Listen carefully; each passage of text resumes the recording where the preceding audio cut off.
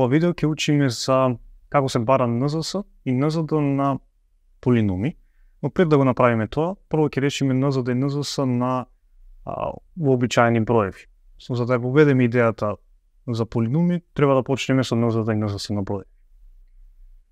Еве прво, ако сакаме да најдеме најголемиот заеднички делител или НЗД на два броја, односно нека ни видат еве НЗД на 4 и 6. За да го најдеме најголемиот заеднички делител, прво нешто што треба да го направиме е да ги излистаме сите делители на сите броеви од кои што бараме НЗД. Односно, тука треба да ги излистаме сите делители на четворката и сите делители на шестката. Што значат делители на броеви? Тие се добиваат со простата факторизација на било кој број. Односно, простата факторизација значи се запише било кој број како производ од прости броеви. А прости броеви се сите броеви кои се делат сами со себе и со единица. Пример, двојката е прост број, бидејќи се дели со 2 и со единица. Петката е прост број, бидејќи се дели со 5 и единица. Четворката од друга страна не е прост број, бидејќи се дели со 4, се дели со 1, но се дели со 2. Сега, ако бројот не е прост број, може тој да се представи, но и простиот број може да се представи како производ од прости број, бидејќи, ако ја земеме тројката, таа се представува како производ од 3 по 1. Четворката од друга страна може да се представи како производ од прости броеви, така што, ќе запишам тука, почнуваме, со излистување на делителите прво на четворката, може да се представи како производ од 2 и 2, односно факторизацијата на бројот 4 е на производ од овие два прости броеви. Шестката од друга страна исто така не е прост број и може да се представи како производ од прости броеви, односно тука ќе имаме 2 и 3, односно 2 по 3. Сега тука, она што го пропуштам да го кажам, е дека цело време имаме множење со единица. Простата факторизација на 4 е 2 по 2 по 1, а на шестката на 2 по 3 по 1. Ова тука што го направивме како прв чекор е излистување на делителите или простата факторизација на овие броеви. Вториот чекор е да го поставиме прашањето кои се заедничките делители од овие две листи. Односно имаме тука листа од делители на 4, листа од делители на 6. Вториот чекор е поставување на прашањето кои се заедничките делители. Тука имаме само еден заеднички делител, тоа е двојката. Односно нема да имаме повеќе броеви. Може да се случи ако барате да кажеме поголеми броеви, да кажеме 54 и 24, може да се случи да имате листа од заеднички делители. И третиот чекор веќе поставување на прашањето кој е најголем од тие заеднички делители. Односно тука бидејќи имаме само еден делител во таа листа, тоа ќе биде бројот 2. Сега оваа идеја да искористиме за решавање на НЗД на полиноми. Тука ќе почнем со запишување прво на секој полином. Односно првиот полином ни е x на трета минус x на квадрат. Вториот полином ќе го запишам со друга боја, ни е x на трета по x на квадрат минус 7 во заграда. Последниот полином ни е x на четврта по x на квадрат минус 2x плюс 7. Следно што треба да направиме е да го факторизираме секој полином посебно. Факторизацијата е да извадиме нешто пред заграда за да ги упростиме и да најдеме заеднички делители помеѓу нив. Односно тука, она што може да го извлечеме пред заграда, да го факторизираме x на квадрат за првиот полином, внатре во заграда ќе имаме x минус 7. Вториот полином може да се факторизира така што овој дел x на квадрат минус 7, нели она што стои тука е дека x на квадрат минус 1 на квадрат, односно може да запишеме како x на трета по x минус 7 по x плюс 7. Односно делот x на квадрат минус 7 може да се запише како производ од x минус 7 по x плюс 7.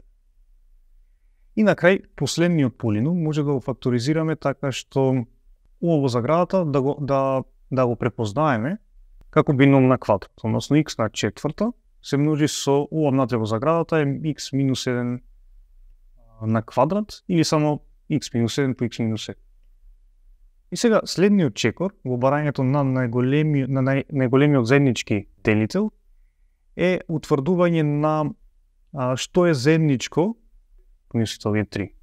Односно, она што е заедничко помеѓу овие сите три е всушност x на квадрат, со само овој дел x на квадрат по x минус 1. Односно, овој дел од сите тие заеднички делители на полиноми е најголем делител. Односно, нема поголем делител кој што очигледно нема да може овој полином да се подели со нешто поголемо. А сите други нели се делат со x на квадрат по x минус 1. Зошто бејќи x минус 1 тука фигурира и тука фигурира и x на квадрат очигледно ќе се подели со x на трета ќе се подели со x на квадрат, x на четврта ќе се подели со x на квадрат. Односно, НЗД на сите овие полиноми е всушност x на квадрат по x минус 7. Тоа може да го запишеме по средено тука. Односно, НЗД на p од x, q од x и r од x е еднакво на x на квадрат по x минус 7, или тоа е само првиот полином. Односно, може да запишеме дека НЗД на сите овие е p од x. Тоа што го направивме до сега е го решивме првото барање, под А, односно најдовме кој е најголемиот заеднички делител на полиномите. Следно што треба да направиме е да најдеме најмал заеднички содржател. Односно НЗС, ќе почнеме повторно со два броеви, од 4 и 6.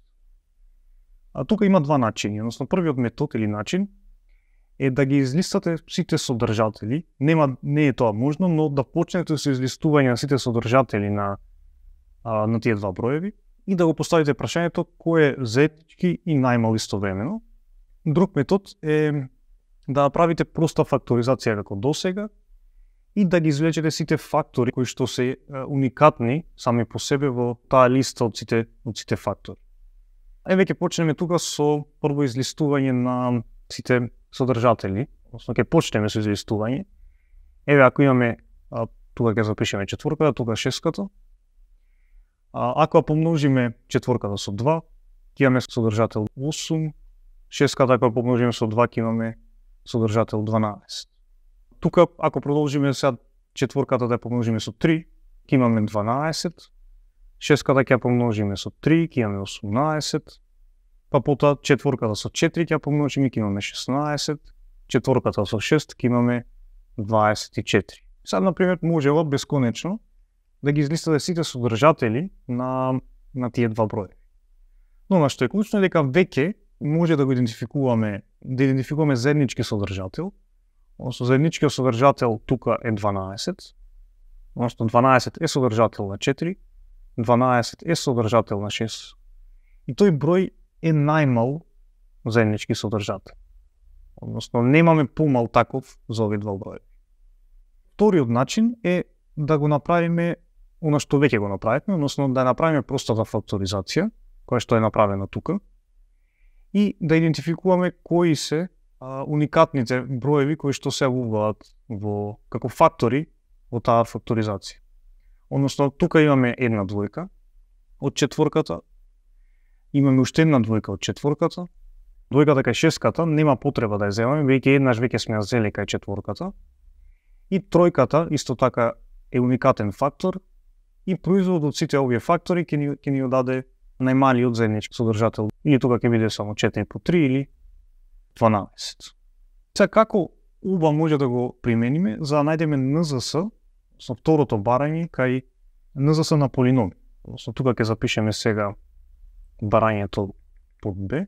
НЗС на сите овие три полиноми ќе биде повторно идентично во претходно, ги излистуваме, правиме факторизација на сите тие полиноми, она што веќе го направивме при барање на најголем заеднички делител и идентификување на сите фактори кои што уникатно се јавуваат во факторизацијата на сите тие полиноми. Односно, почнуваме со првиот полином факторизиран. Првиот полином факторизиран е x на квадрат по x минус 1 во заграда. X на квадрат ќе го запишеме и x минус 1 ќе го запишеме. Потоа продолжуваме. Гледаме дека имаме тука x на трета, но бидејќи веќе x на квадрат сме искористиле, она што ни фали сега дополнително да запишеме само по x. Следно x минус 1 веќе сме го идентификувале претходно. Она што е следно уникатно е x плюс 1. по x плюс 1 тука. И на крај имаме x на четврта, но бидејќи веќе x на трета сме извлекле, ќе имаме само по x, но само x извлекуваме од факторизацијата на последниот полином, и x минус 1 еднаш е појавен до сега, она што треба да направиме уште еднаш да го ставиме, бидејќи фигурира два пати кај последната факторизација, односно кај факторизацијата од последниот полином. И на крај конечно може само да го средиме овој израз, односно ќе имаме НЗС од P од x, Q од x и R од x. Простата факторизација ќе ни биде x на четврта по x минус 1 на квадрат по x плюс 1. Тоа би било тоа за оваа задача. Односно, почнувате со идејата за НЗД и НЗС на броеви. Ако го знаете тоа, треба само тоа истата идеја да искористите при решавање на НЗД и НЗС на полином. Таму треба да внимавате да идентификувате која е правилната факторизација на секој полином.